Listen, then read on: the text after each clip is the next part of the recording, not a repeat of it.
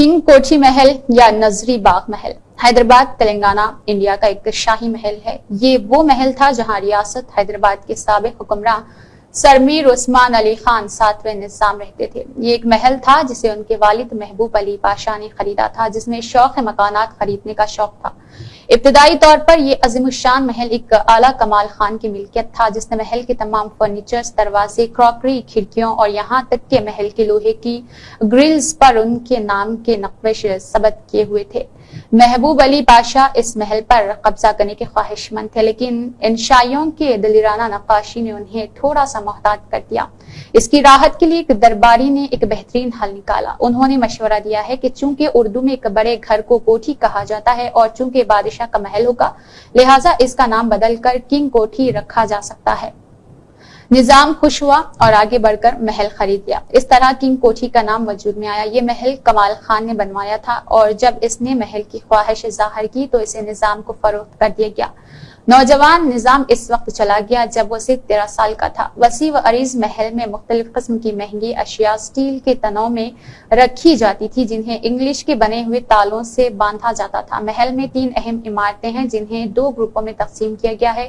اس میں ایک بہت بڑی لائبریری بھی ہے جسے آخری نظام نے استعمال کیا تھا۔ مشرقی نصف جو اب ریاستی سرکاری اسپتال کے زیر قبضے ہے، نظام کے ذریعے سرکاری اور رسمی مقاصد کے لیے استعمال کیا جاتا تھا۔ مغربی نصف جو اب دیواروں والا ہے، اس میں مرکزی رہائشی عمارتیں ہیں جنہیں ناظری باغ یا مبارک مینشن کہا جاتا ہے اور یہ اب بھی نظام کی نجی جائیداد سے تعلق رکھتی ہے۔ ناظری باغ کے مرکزی دروازے پر ہمیشہ ایک پردہ ہوتا تھا، اس لیے اسے پردہ گیٹ کے نام سے جانا جاتا ہے۔ جب نظام محل سے باہر نکلا تو پردہ اٹھایا گیا تاکہ یہ ظاہر ہو سکے کہ بادشاہ گھر نہیں ہے۔ اس کے علاوہ گیٹ کی حفاظت میسرام ریجمنٹ پولیس اور سرف خاص فوج نے کی تھی۔ نظام 1967 میں اپنی موت تک یہاں مقیم رہے۔ محل کو بڑے محراب والے داخلی راستوں اور کالموں کی طرف سے نشانزد کیا گیا، جو چھتوں والی کھڑکیوں پر لکڑی کے پیچیدہ کام اور داخلی دروازے پر ایک بڑا پروٹیوک ہے۔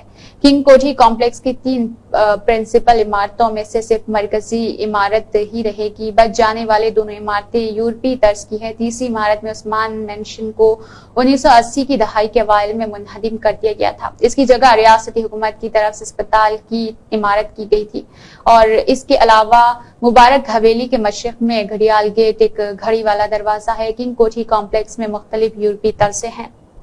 کھڑکیوں کے اوپر کینوپی، لکڑی کا پیچیدہ کام، گیٹ کمپلیکس کے آکٹونل اہرام کی شکل میں ڈھلوان، ٹائٹل کی چھتیں اور کلاسیکی نیم سرکولر محراب خصوصیت میں شامل ہے۔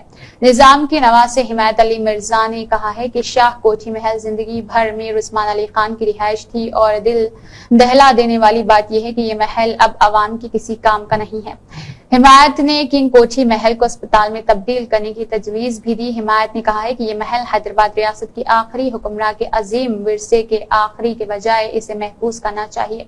اس میں ڈھانچے کی مسماری کو روکنے کے لیے ہائی کورٹ میں کیس دائر کریں گے۔ حمایت نے CBI تحقیقات کا بھی مشورہ دیا کیونکہ نظام کی جائیداد پر متعدد دعوے کیے گئے تھے۔ نیہا خان کی یہ خاص رپورٹ۔